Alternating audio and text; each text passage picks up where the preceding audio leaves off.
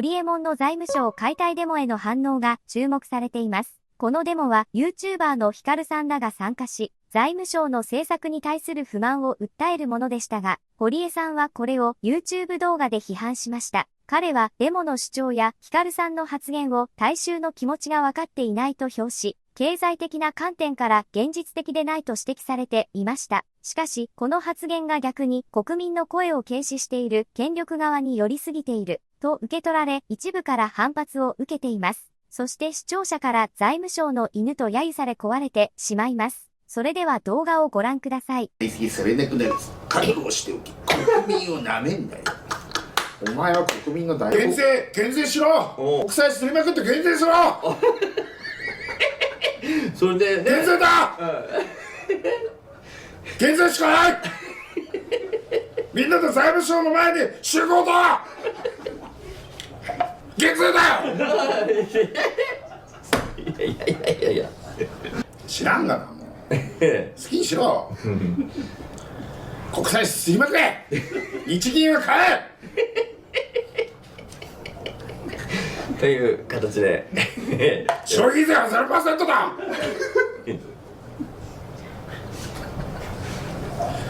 みんなも好きなようにやってくれ。もうめちゃくちゃだよ。どんどん行こう、どんどん行こう。財務省の犬って思われてるんですかね、今ね。思われてる。そうか。俺たちは財務省の犬じゃん。犬だ。ワンワン。そ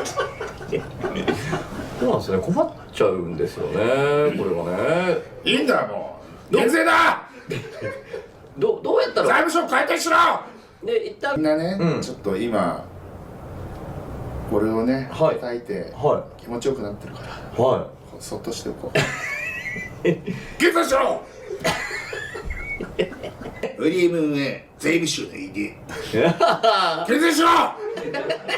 財務省解体だ。いやだから本当ね、財務省解体しろ。減税だ、言ってらっしゃい。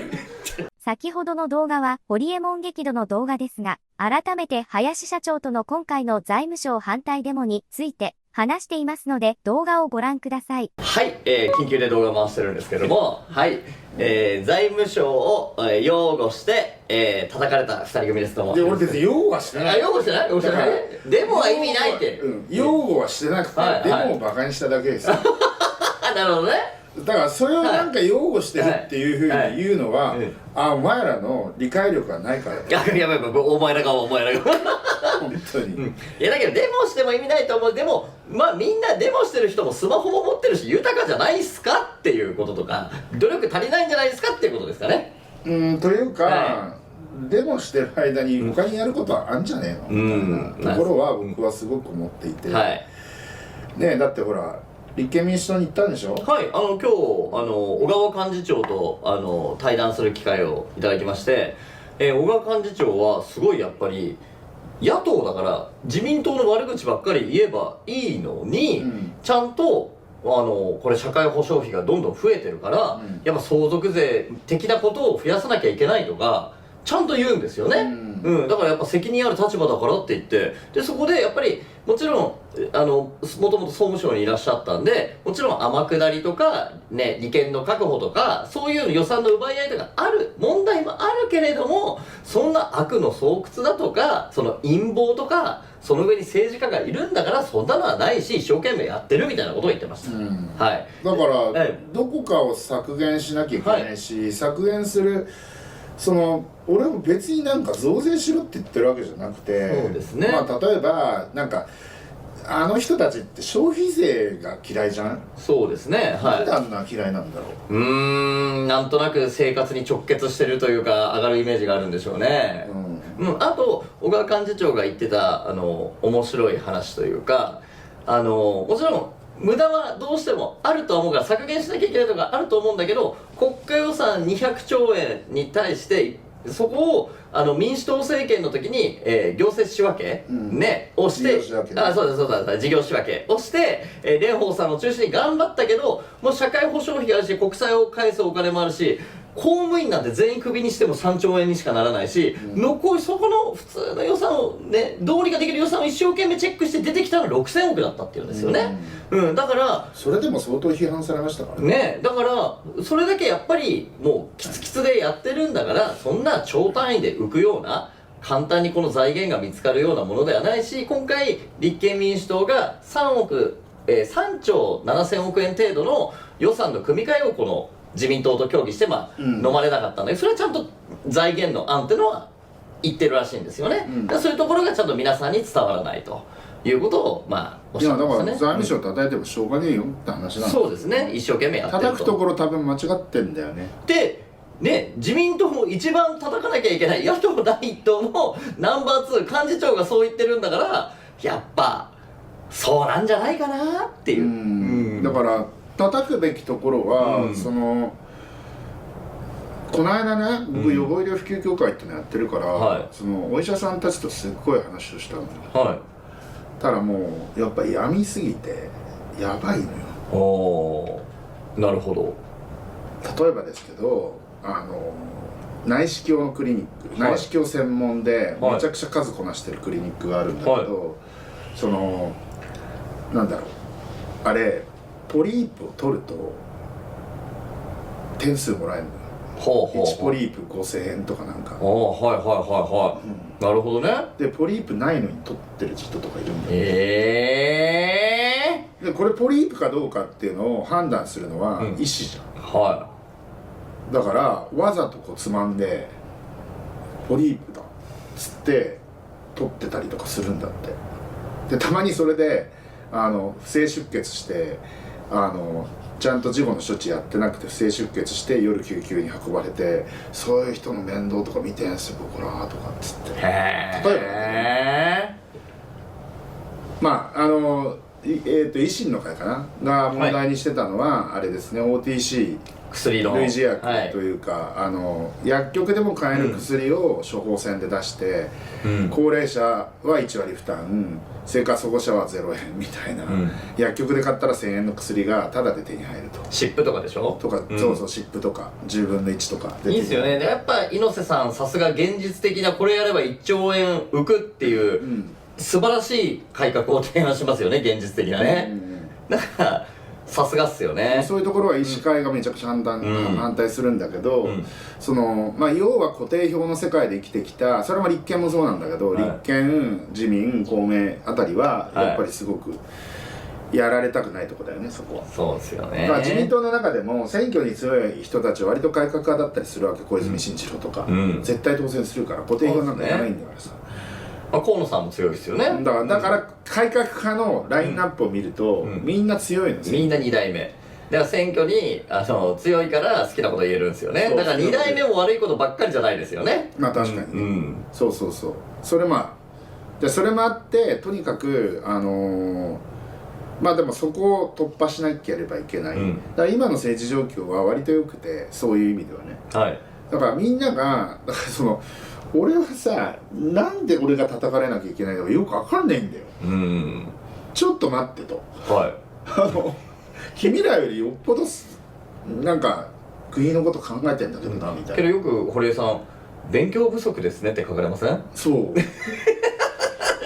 いや僕はね、一浪学習院ぐらいだから別に勉強不足ですねって言われてもしゃあないですけど、もう東大っすよ俺。あれは、なんでそこまで自信が持てるのかよくわかんないんだけど、その自信別のところに使えばいいのに、俺を叩いてもよくなんないと思うよ、そもそもとして。そうですね。そうなんかすげえ財務省の犬だとか言われてんだけど、あとやっぱり財務省を敵に回すといろいろ悪いことがあるんじゃないか。あとなんかね、税務調査を恐れて国税を恐れてるだろうとか言ってよく書かれるんですけど、あんまり皆さん気持ちわからないかもしれないですけど、僕は税務調査毎年入ってほしいタイプで、なんか7年ぶりに「どうも」って言われて、7年前のこれちょっとおかしくない、なんかどういう取引か覚えてる、それダメだって言われたら延滞税とかかかるわけじゃないですか。だから毎年来てもらった方がこっちもちゃんと会計事務所とちゃんとやってちゃんと申告して事務所のハンコとか押してもらってんのに、それでなんかこれなんかよくわかんないって言われた方が嫌だから毎年来てほしいよって話で。俺はすごい保守的に、ええ、納税してるんで、はめちゃくちゃ税務チェック入ってますよ、うちあだから全然来ないですけど。そうだからその敵に回すと税務調査が来て嫌なんだろうっていうのも全然めちゃくちゃ書かれるけど全然ない。絶対関係ないと思う。はい、どうぞ毎年来てくださいっていう感じですね。あとなんかよく書かれるコメントなんだろうな。堀江さんどんなコメントがありますか？堀江さんはもう全然関係ない。炎上の割に登録者いらないから余裕とか思ってんだろう。違うんだよ。登録者はいらないけど視聴が回らなくなるんだよとか。200万人いても数万再生とかになるんだよ。それを世間はオワコンって言うんだよ。今にどんどん再生されなくなるぞ。覚悟しておき。国民をなめんなよ。お前は国民の代表だ。いいね。読み上げる声もなんか面白いね。いや、こうもうね、僕も堀江さんも多分この日本をいい国にもっとね、みんなをお金持ちにさせたい、生活ね豊かにしたいしね、限られた資源を効率的に運用してよりいいところで再分配していけばいいと思ってるんだけど、それがなんかなんだろうね、利権を持ってるとか甘い汁を吸ってるとかなんかよくわからない。僕補助金とかもらったことないし利権とかもないし、もう困っちゃって、なんかすごいこれは政治家の皆さんも大変だろうなっていうふうに思いますよね。大変だね。毎日のようにこういうの飛んできたら大変っすよね。すごいよ。めちゃくちゃ来てるよ。ねえ。まあいいよ、ずっと放置しとくよこれは。まあねえ、もう本当のこと言わなくなるよ俺、こんなそうですよね。叩かれたら。そうですよね。だからもう絶対減税した方がいいよ。みんなで減税しろ。みんな国債すりまくってね。国債すりまくって減税しろ。それでね、減税だ。減税しかない。みんなで財務省の前に集合だ。どうですか。あと経営者界隈とかではいや本当そうっすよね、だから会った人にいやあれはダメっすよ、分かってないっすよって言われます。どうですか。言われないけど、減税だよ。いやまたすごいな、また切り抜かれますよ。ここだけもう無敵っすね、さすが堀江さん、さすがです本当。減税だ。国債すりまくって減税したらどうなりますか、堀江さん。知らんがな、もう好きにしろ。国債すりまくれ。日銀は買え。という形で消費税は 0% だ。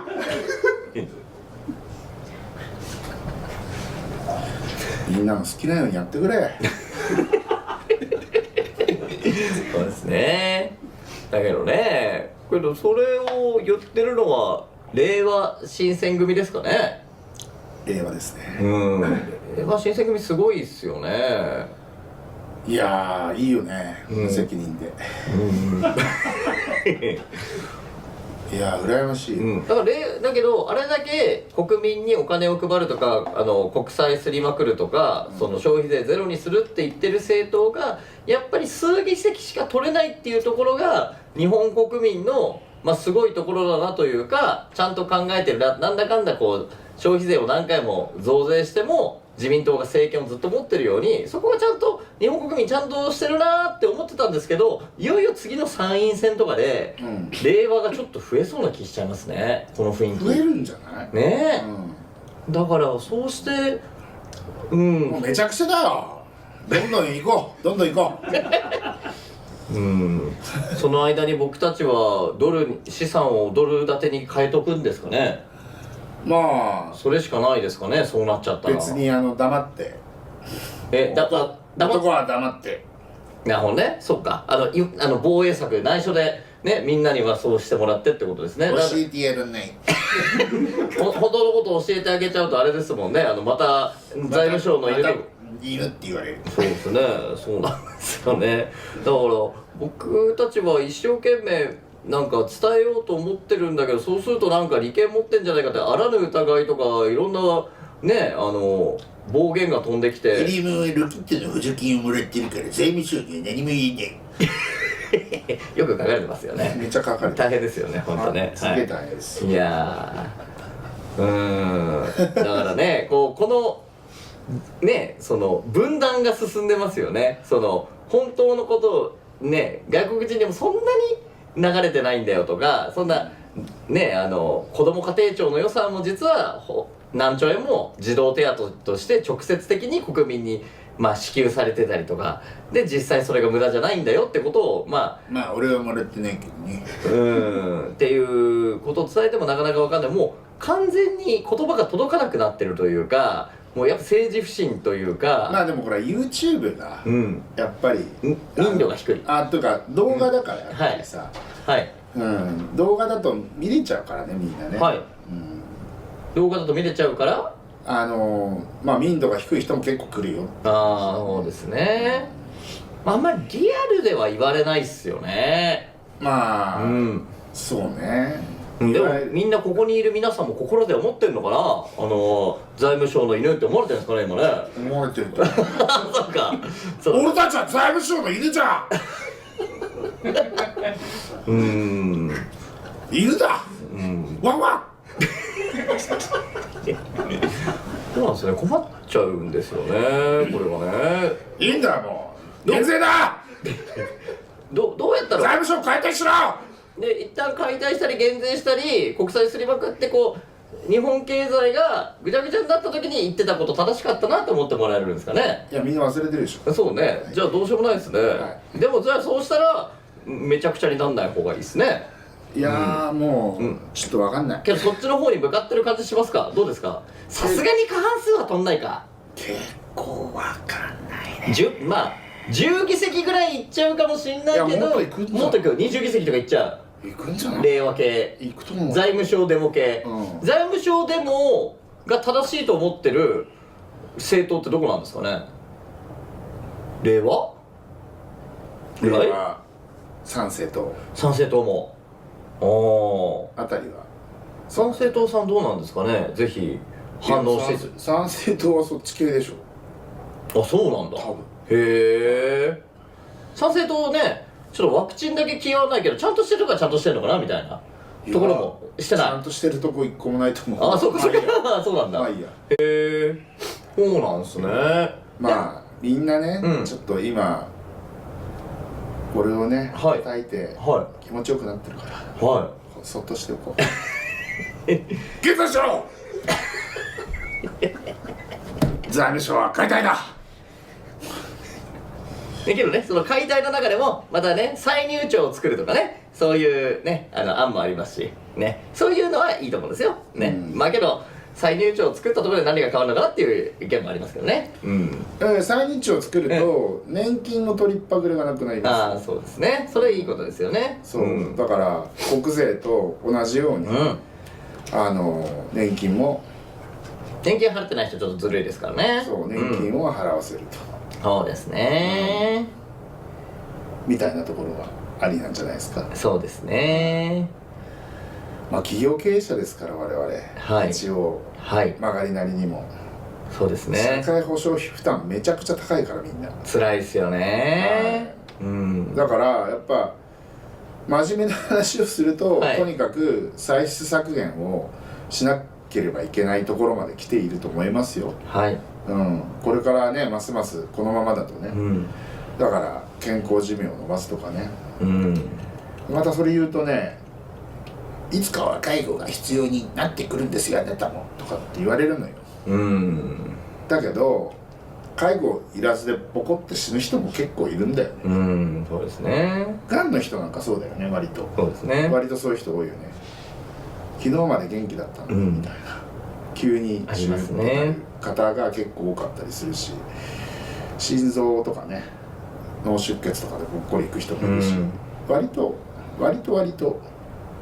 そうですね。あと僕は減税したいと思ってるんですけど、そのいきなり減税したりしても無理だから、やっぱ歳出削減ね、行政の効率化とかをしてからじゃないと無理だよねってだからいう。そういうさっきのね、その内視鏡のクリニックが不正にね、そのポリープを取ってるとかさ、なんか薬局で買えばいい薬をわざわざ処方箋で処方してるとかさ、そういう無駄がいっぱいあるわけですよ。それも広く、なんか例えば分かんないけど接骨院でさ、マッサージ受けると保険適用されるとか知ってた？ありますよね、そういうのもね。そういうのとかもあるじゃん。そういうのとかさ、そういうのを湿布に保険が適用されるとかさ、ね、あとはね、市役所の機能をもっとまあね、少人数で回せるようにね、進めたりとか、人が住んでない田舎にインフラを作り続けて作らないとかね。そう、まだ作り続けてますから。そうですよね。維持コストも出ないような、将来的にはもう維持コストなんか絶対出ないよねみたいなところを作ったりとかしてるんで、歳出削減をしなければいけない。そうですね。で誰かが割を食うのはこれも仕方がない。ただその必要ないもの、そのなんか濡れ手に泡で儲かってるようなことっていうのは良くないよねっていうのは、それはそうだよね。だって保険とかを使って公的なものを使って儲けてるわけだからさ、それは不正はしちゃダメだよねって僕は思いますよ、そこに関して言うとね。であと、まあこれも何回も言ってんだけど、補助金はもらった方がいいよ。もうあるものは返ってこないからあれもう予算化されたらみんな使い切るのが原則だから、だからこれよく年度末工事ってやってるじゃん、あれ使い切らないと来年から予算減らされるんだよ。だから、死んでも使うみたいなところがあって、でしかも単年度予算が基本だからってなると、そのなんかいろいろあるわけ。例えばさっき、僕ホリエモン AI 学校で言ってたリースキリングの補助金とかね、最大 75% まで補助されるんですよ、こういうのとか使わないと損なんで誰でも使えるんだから。だからそういうその補助金がもう出てるもの、歳出として出てるものに関してはこれ使い切らないと本当損よ。で誰かがその使ってるから、それは。そうですね。なんでだから仕組みを変えないといけないですよね。今現状補助金が出てるからそれ使い切らないと、もったいないけれども、もう元からそういう補助金が出ないとか使い切らなかったら減るとか、そういう仕組みじゃないからいけないわけですよね。そうですね、仕組みから変えないといけないですよね、もし歳出削減するなら。そうだからそういうところよ。で本当に無駄なところをカットして減税したいなと僕は思ってます。社会保障費も、例えば総務省とかだとね、今この間ちょっとそれ動画で言ったんだけど、特別交付税ってあるの、特別交付金ってのがあって3月に出るの。で全国の自治体にばらまくの。で何に使っても